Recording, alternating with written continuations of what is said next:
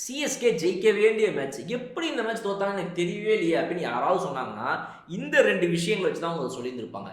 First இன்னிங்ஸ்ல ஒரு இடம், second இன்னிங்ஸ்ல ஒரு இடம். அந்த 2 இடத்துலயும் ஒரு நல்ல பீக் இருந்துச்சு. அங்கருந்து கேம் அப்படியே மாற வேண்டியது சிஎஸ்கே பக்கம் போகாம, நம்ம எஸ்ஆர்எச் பக்கம் போச்சு. அதுதான் எஸ்ஆர்எச் உடைய பிரில்லியன்ஸ் அப்படிங்கிறது நம்ம பாராட்டுறோம் இந்த வீடியோ மூலமா. சிஎஸ்கே கோட்டை விட்ட இடமும் அதுதான். ஒண்ணு தவிர்க்க முடியாதது, இன்னொன்னு தவிர்த்திருந்திருக்கலாம் அப்படிங்கிறது. என்னன்றத பார்த்துருவோம். Boys and girls my hi from Bala.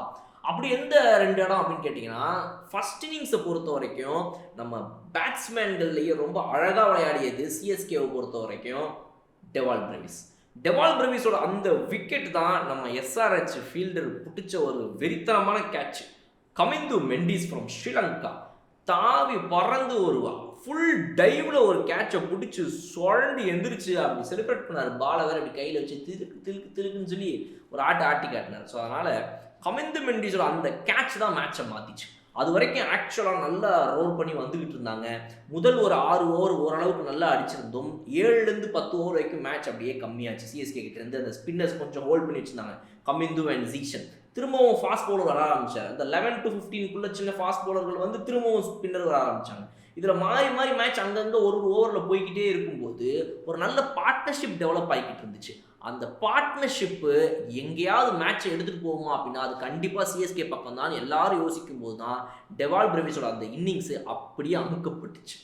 அவரோட அந்த கேட்ச் மட்டும் அங்கே நடக்கலைன்னா இன்னொரு ஒரு 20-25 ரன் சாலிடாக டெவால் பிரவிஸ்னால வாங்கி கொடுத்துருந்துருக்க முடியும் சீக்கிரமாகவே. அதுதான் வந்து டெவால் பிரவிஸோட அந்த ஒரு அன்ஃபார்ச்சுனேட்டான ஒரு event. But brilliance of Kamindu Mendis, definitely hats off அப்படின்னு சொல்லலாம். ஸோ இதுதான் வந்து சிஎஸ்கே கிட்ட இருந்து மேட்ச் தடுமாறி கையை விட்டு நழுவுன முதல் இடம்.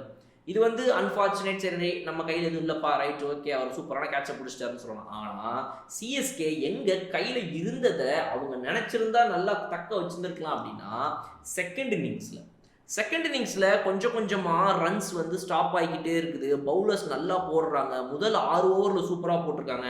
நம்ம அடித்ததோட கம்மியாக அடிக்கிறானே யாரா இவன் அப்படின்ற மாதிரி எஸ்ஆர்எச் திரும்பி பார்க்குற அளவுக்கு இருந்துச்சு பவர் பிளேயோட பவுலிங்கே.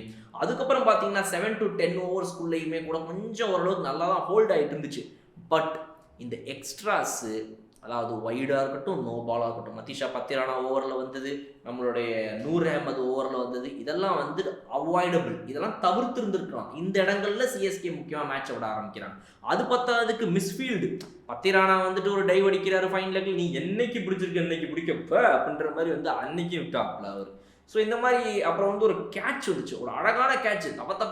தப்பன்னு ஒரு ஃபீல்டர் ஓடி போய் அங்கேருந்து டெவால் பிரவிஸ் அழகாக வந்து டைவில் கேட்சை பிடிச்சிருந்துக்க வேண்டியது.